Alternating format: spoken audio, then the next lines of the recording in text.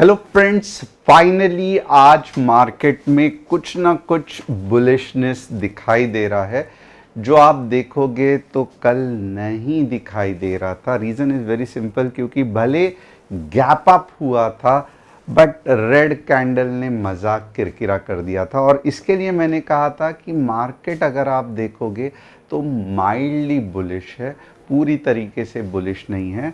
क्योंकि भले gap up हुआ है, जिन जिन लोगों को नहीं समझ में आ रहा है वो मैं कंसेप्ट बताऊंगा।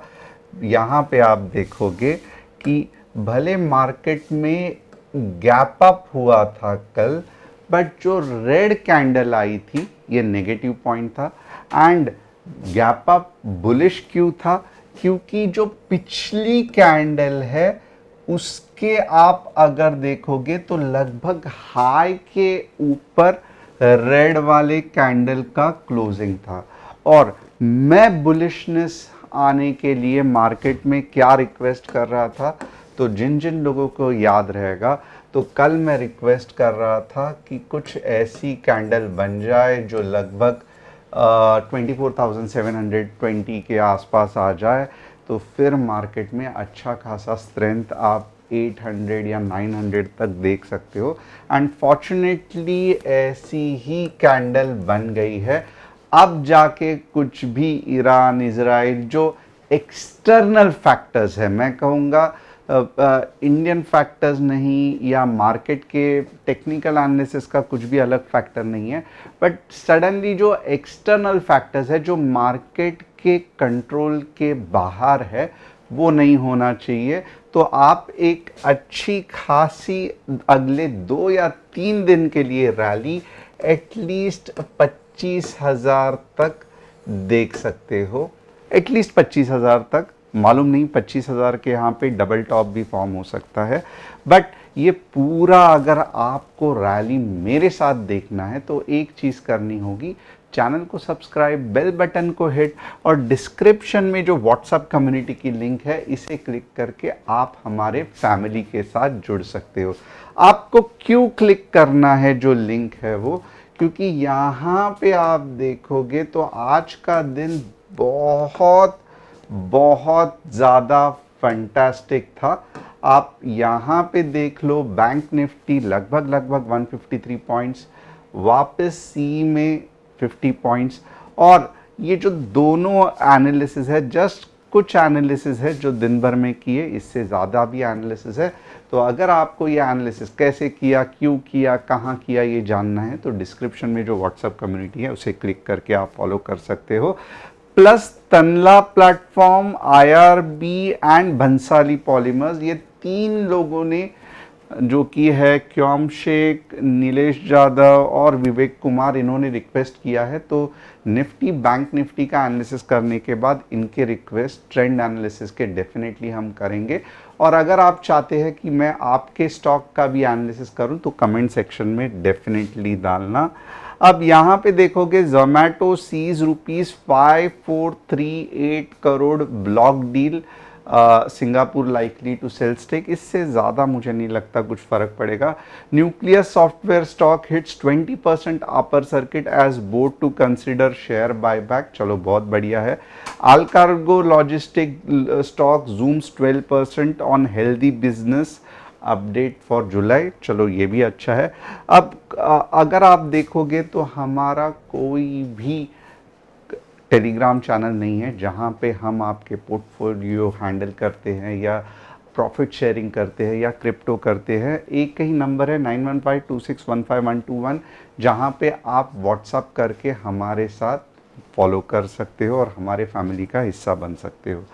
अब आइए चलिए देखते हैं निफ्टी में हमें पता चला कि कुछ समय के लिए निफ्टी बुलिश ज़रूर रहने वाली है, बट हमें चाहिए, ऑफ कोर्स कल बैंक निफ्टी का दिन है, बट हमें चाहिए कि निफ्टी के कल के लेवल्स क्या हो सकते हैं।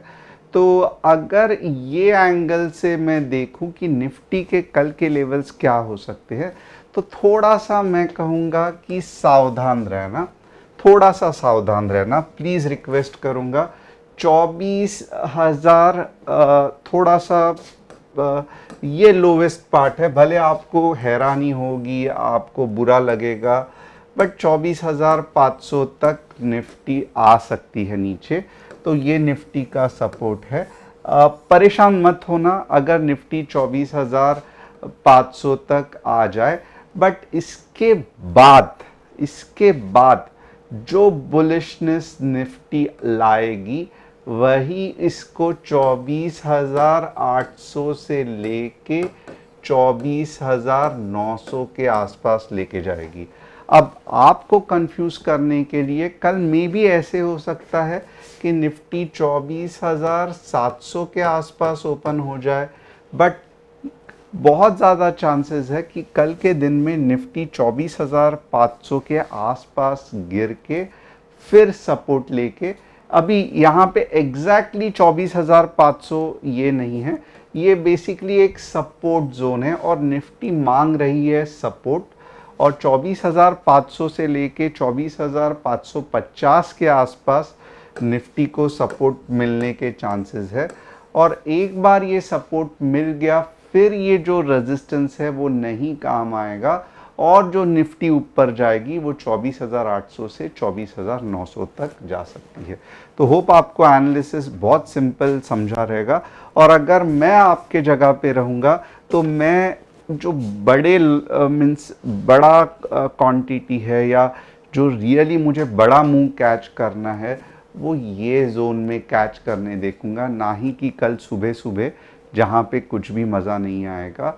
भले गैप अप हो जाएगा बट नीचे आने के चांसेस है। तो अगर कोई यहाँ पे जब 2 कैंडलस्टिक पैटर्न फॉर्म हो के सपोर्ट पे अच्छा खासा एक रिवर्सल आने वाले यहाँ पे कोई बाय करने की कोशिश करता है तो वो थर्सडे तक मुझे लगता है कि थोड़ा प्रॉफिट बुकिंग करके अच्छा खासा कमा सकता है।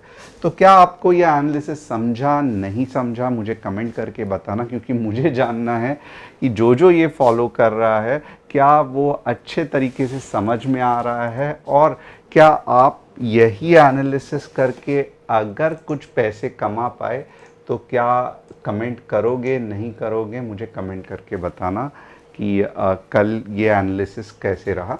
अब बैंक निफ्टी भी आप देखोगे तो बैंक निफ्टी का भी बहुत सिंपल ये है, 50,600 के आसपास बैंक निफ्टी का एक बढ़िया सा सपोर्ट है। और यहाँ पे अगर आप देखोगे गैप अप में आप लोगे फंस जाओगे, क्योंकि ये थोड़ा सा गैप अप करके नीचे आ जाएगी। हमें जो बेस्ट एंट्री पॉइंट है वो लगभग 50,600 के आसपास है, और यहाँ पे अगर कुछ एंट्री मिलती है तो फिर हम यहाँ पे 51K के आसपास जा सकते हैं। तो कुछ इस तरीके से हो सकता है बैंक निफ्टी का। गैप अप पे अननेसेसरीली ट्रेड मत लेना, कल मॉर्निंग में थोड़ा सा संभल के रहना मेरे हिसाब से, क्योंकि छलावा हो सकता है, और क्योंकि छलावा होगा तो आपके पैसे लॉस होने के चांसेस है। आप कॉल खरीदने जाओगे, थोड़ा सा ऊपर जाएगा, बाद में पुट आ जाएगा, तो फिर आप कंफ्यूज हो जाओगे।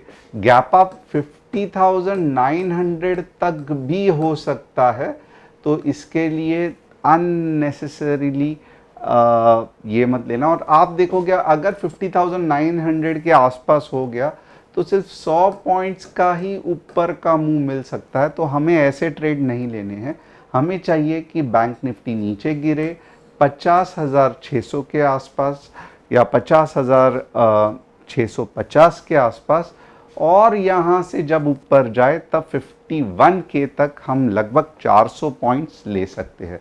तो ये अगर एनालिसिस आपको समझ में आया रहेगा तो डेफिनेटली कमेंट करना। अब आइए देखते हैं तनला सॉल्यूशन कैसे रिएक्ट कर रहा है। तनला सॉल्यूशन मैं बहुत दिनों से ट्रैक कर रहा हूँ, बहुत अच्छा चल रहा था, बहुत पैसा बनाया, बट पिछले कुछ सालों, महीनों से या सालों से मैं कहूँगा 2023 आप खुद देखो चला ही नहीं, और ये कंसोलिडेट हो रहा है। क्यों हो रहा है? क्योंकि यहाँ से आप देखोगे तो इतनी बढ़िया 2,200 रुपये से 2010 टाइम मुँह आ गई है। तो क्या कंसोलिडेशन के लिए टाइम लेगा कि नहीं लेगा? तो यानी कि डाइजेस्ट करने के लिए टाइम चाहिए, तो इतने जल्दी कुछ होने वाला नहीं है। मे बी 2025 में आप देख सकते हो तनला में कुछ मूवमेंट आ सकती है। आईआरबी देखेंगे तो आईआरबी भी थोड़ा सा कंसोलिडेट कर रहा है, हालांकि आईआरबी तनला से ज़्यादा बुलिश हो सकता है, बट कंसोलिडेट तो डेफिनेटली कर रहा है। अब बीपीएल देखेंगे, बीपीएल मेटल स्टॉक है, मैं पहले बहुत फॉलो करता था 6 साल से, और अच्छा खासा बीपीएल भंसाली इंजीनियरिंग पॉलीमर में पैसा भी कमाया था। तब 40 रुपीज़ में चल रहा था। अब अगर आप देखोगे बीपीएल का स्टॉक तो समवेयर 156 में चल रहा है।